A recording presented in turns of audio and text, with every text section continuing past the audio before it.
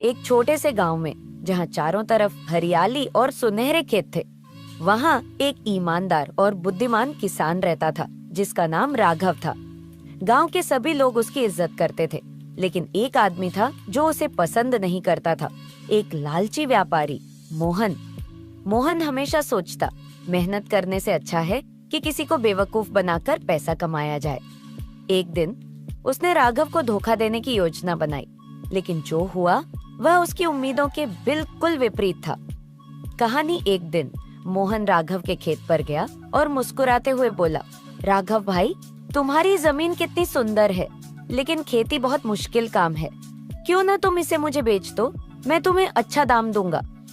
राघव हल्की मुस्कान के साथ बोला, यह जमीन मेरे लिए बहुत कीमती है मोहन, मैं इसे नहीं बेच सकता। मोहन को यह जवाब पसंद नहीं आया। उसने एक चाल चली। उसने गांव में अफवाह फैला दी, राघव की जमीन श्रापित है, जो भी इसे खरीदेगा उसका बुरा समय शुरू हो जाएगा। धीरे धीरे गांव के लोग राघव के खेत से दूरी बनाने लगे। कोई उसकी फसल नहीं खरीदता था, जिससे उसे भारी नुकसान हुआ। कुछ दिनों बाद मोहन फिर से आया और झूठी हमदर्दी दिखाते हुए बोला, बेचारे राघव, तुम्हारी जमीन को अब कोई नहीं खरीदेगा, इसे मुझे बेच दो, वरना तुम कंगाल हो जाओगे। राघव कुछ पल सोचकर बोला, ठीक है, मैं इसे तुम्हें सिर्फ 100 चांदी के सिक्कों में बेच दूंगा। मोहन की खुशी का ठिकाना नहीं रहा।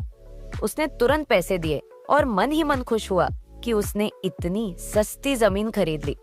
लेकिन अगले ही दिन गांव में राजा का संदेशवाहक आया और बड़ी खबर दी। राजा ने गांव से होकर एक नई सड़क बनाने का फैसला किया था, और यह सड़क राघव की जमीन से होकर गुजरने वाली थी। सरकार ने जमीन के बदले 10,000 सोने के सिक्के देने की घोषणा की। मोहन का चेहरा उतर गया।